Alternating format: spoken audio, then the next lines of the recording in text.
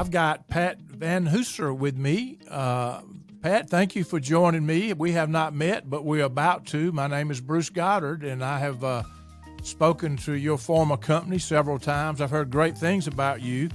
So you worked for Advance for how long? 20 years. I was one of the early employees, and I was there for 20 years. Wow. And what was your job? I think everybody I've talked to did a little bit of everything. So what was your job? What all did you do there? Well, initially when I started, I was a technician. And that's kind of an interesting story, too, how that came to be. But I started as a technician, and then I did training, and then I was a branch manager, and then I was the general manager. So a lot of different jobs over the years, and I would even take out the trash occasionally. So you, just about everybody I've met here just kind of grew up in this company and did all kind of stuff, which makes it very unique from my perspective. You mentioned that when you were there, I guess it was smaller, but you not only knew all the customers, but you knew all the dogs' names too, right? Talk about that. I did. I am a dog lover. I have 4 dogs of my own right now. I've always had dogs. And so when I was a technician, I would go to the houses and I would see the same people monthly or quarterly or ever often they would have service. And I got to know their kids and them, and especially their dogs. And I would bring little dog treats, and they always loved to see me come do the pest control because they knew Pat was going to bring dog treats. So not only were you became their friends, but you also had to handle their complaints as well, right? I did indeed. That was part of it. That's right, exactly. Yeah. So you had some funny stories that I read some stuff about some of your comments that I've got to get you to talk about. One of them that you didn't mention, there's at one point they had a video that I think is out online somewhere that they put together that says "Find Pat a Man." Do you remember that? Oh, that was so funny. That was hilarious. Yeah, I forget. Talk about that. We had some kind of I don't know, I guess it was an infomercial. And so we would do these infomercials, and we thought it would be funny instead of always talking about bugs and always talking about home improvement and all this kind of stuff, that we would talk about, let's find Pat a man, because I was single and I wasn't dating anybody. And so we just did this it was probably 40 minutes, and it was the funniest stuff. And if I were to see it now, I'd probably have to go back and look at it, but probably pretty embarrassing too, but still funny as could be. I heard it was. Yeah. I think it may be still out there somewhere. If it is, I'll go find it. I'll look that up. So Indeed. I'm sure that was interesting. So, Pat, you were working at Advance during the days of Jeff and Frank, right? Correct. And you told, as those two were probably both pretty headstrong people, I would imagine, working together, you were probably kind of in the middle of that, and you mentioned something that I read or something about you laughed because Frank would complain about Jeff's cell phone bill, right? Absolutely. You know, it's funny. You need somebody like Frank, the dollars and cents guy, to keep track of what's going on with the business part. But you also need the Jeff guy who has the big ideas and the big picture and all that kind of stuff. And he was very quick to embrace new technology. So he got what we used to call the car phone. It was in a bag, right? And he would plug it in. Right. I think it was $3 a minute or some crazy amount to have that. And he would sit there and just talk away to customers, 20 minutes, 30 minutes. But he was closing the deal, and he was, and he was being his charming, folksy self. And Frank you could see him sitting there going, oh my God, do you see how much this is costing? And Joe would just talk away, but they were good for each other. They were a good yin and yang. I'm sure. And, a lot of the younger people won't even know that you used to get charged by the minute for talking on a cell phone. I do. And you could run up a cell phone bill in a hurry. Even the minutes you spend on the internet, you could run up. You talked about one of your employees that took his dog on his route with him. Talk about that. I'm sure you had a lot of experiences doing what you did. The employee stories I could tell you, and it was such a learning curve, but we had a guy named Jim, and he was wonderful. He was such a good technician, and we just really loved him. But he would come in the morning and he'd get his work and go out on the route, and then he'd go home and get his dog. Well, being Augusta, Georgia, it's hot in the summertime, so he'd leave the windows down in the truck, and one day the dog jumped out the window and ran around the back to find Jim, and the customer had a hot tub, and the dog thought that looked very refreshing and jumped right in the hot tub. I'm the one who had to take that phone call. You should write a book. We have talked about writing a book, but I'm the one who had to take the phone call. I've never even thought about the stuff could happen in the bug business, you know. Yeah, it has very little to do with bugs, and it has a lot to do with everything else. So we had to tell him he couldn't Isn't take that his the dog. truth? Yeah, I think most businesses that are like is really true. Yeah. That's so true. I've said this all along. There's a lot more goes into bug business than killing bugs. Indeed, that's the easy that is part. For sure. Mm-hmm. Yeah. So another story you told, and I've thought about this many times because we've had dogs in my life, and you had one situation where the technician left the gate open, and I assume the dog got out. Is that right? Tell me about that story. It did. Probably happened more than once. Every meeting that we had, and we'd have a weekly meeting or bi-weekly meeting, and every time we'd say, make sure you close the gate. Make sure you close the gate. Because we got tired of going chasing people's dogs. You know, we'd get a phone call and get in the truck and go find somebody's dog. Well, this particular dog got out and he really ran. I mean, he took off, and we didn't find him till the next day. We went on the radio. We put up posters. Jeff was making posters, but please call us if you see this dog. Well, the dog got injured somehow, hit or whatever happened to him. But so we paid the vet bill on that, and the dog was good as new. It was fine, but I mean, that could have gone really, really bad. But the thing was, the technician said, and this is what got him fired. It wasn't leaving the gate open, which was bad enough, but he said, well, if they really loved that dog, they would have checked the gate to make sure it was closed.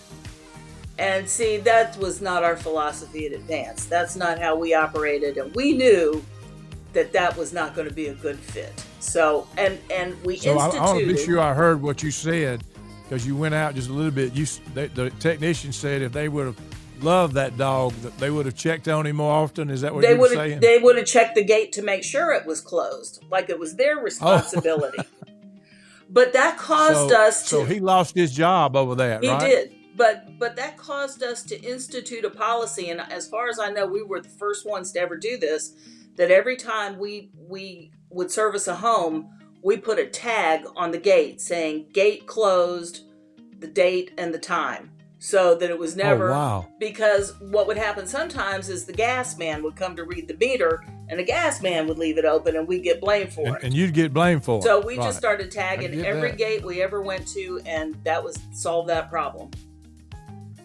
So another story that I don't know the end of it that I read is that you had one guy that was under a house and lit his cigarette lighter. Did he get blown up? Or tell me about what happened with that. Well, instead of a flashlight, he used a cigarette lighter. Yeah, he didn't have his flashlight with him, and he was actually under the sink in a lady's house. And I had come to part of my job was to check on people and make sure they were doing right. And so I just pulled up unannounced and walked in, and he had his head under the sink with a cigarette lighter lit, and he was using a petroleum-based aerosol to do some spraying under there, which is highly flammable. I mean, he could have blown the house up, himself up.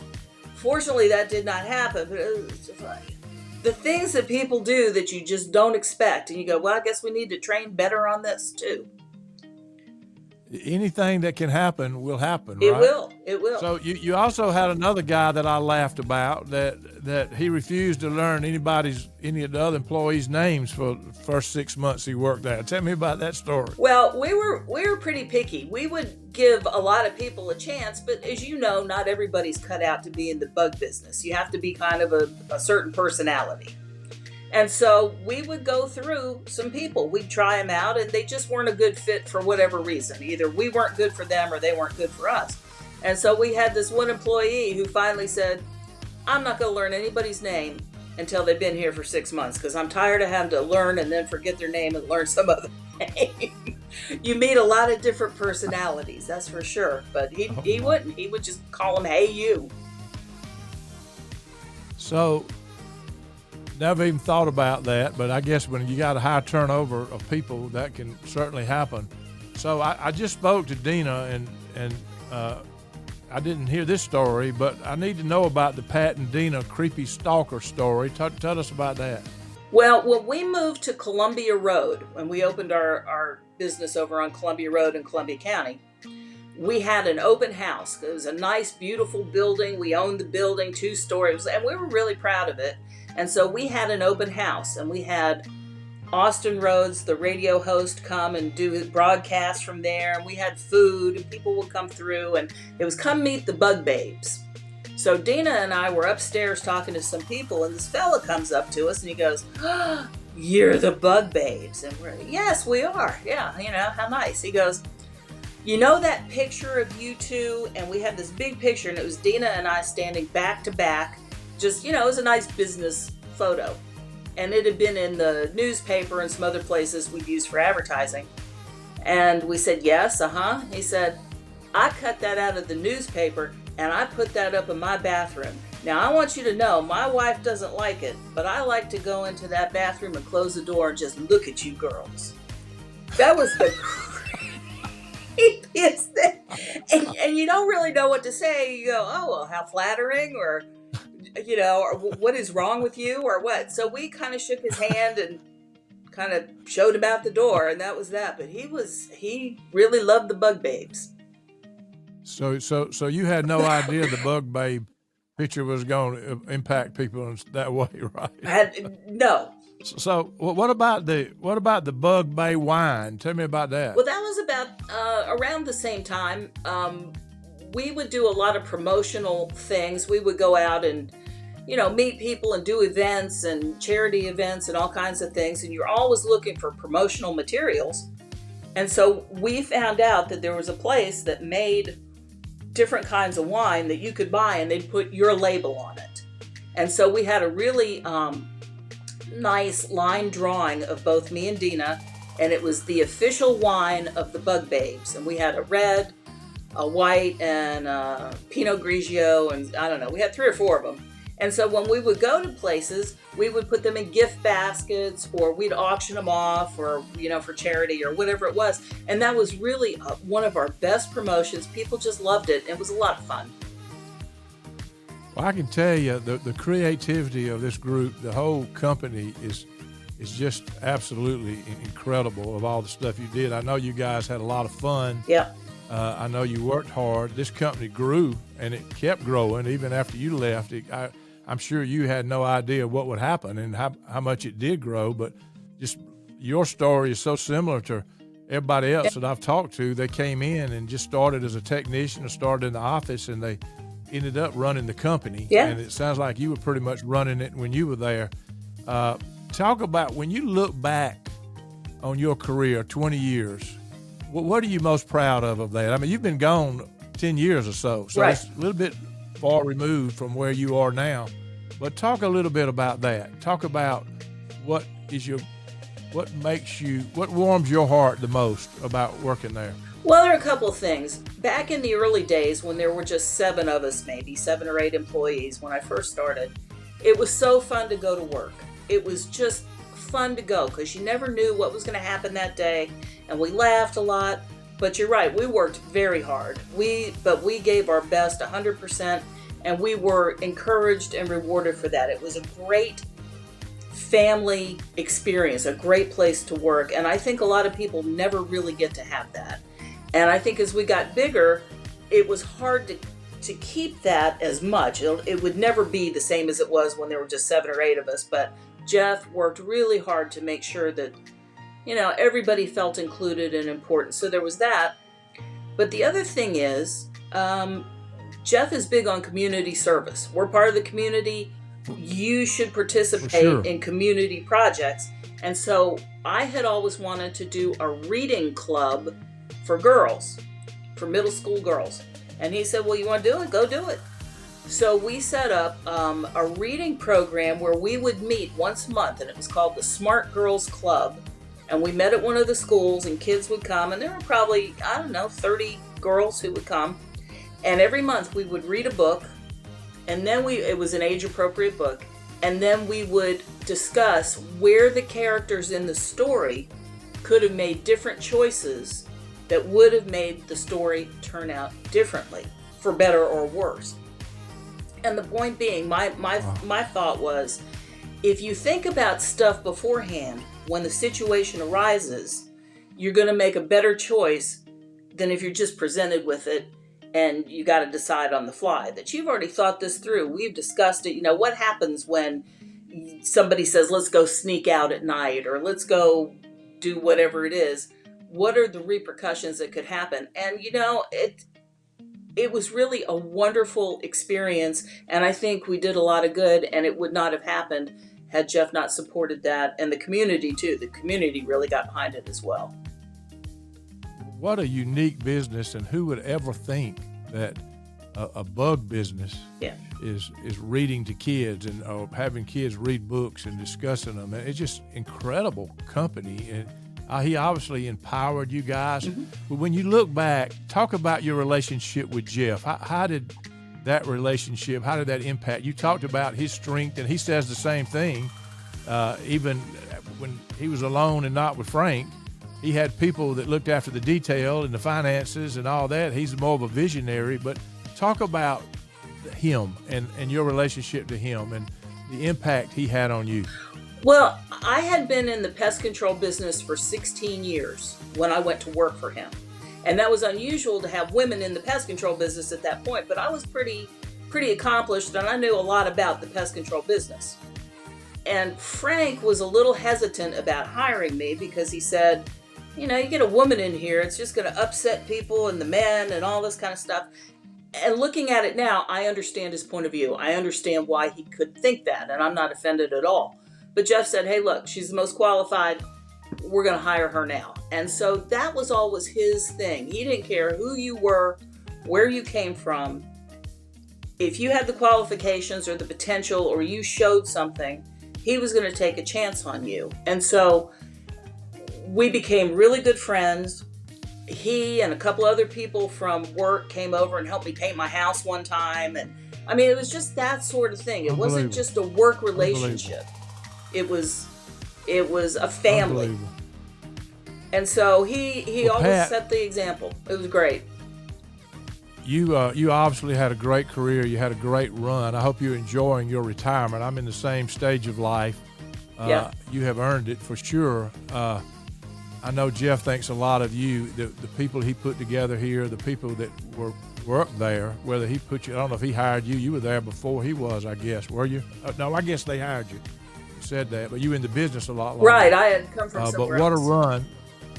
Yeah, what a run. What a great company to work for. And I know all these other people that work here that was working at the end are going to enjoy hearing from you. Yeah. I know the stories could go on and on. You should write a book. I'm sure there's a lot of stories about killing bugs out there. So there are. Pat, thank you so much. Thank you for your time. Very much appreciated. Pleasure to meet you. Thank you so much.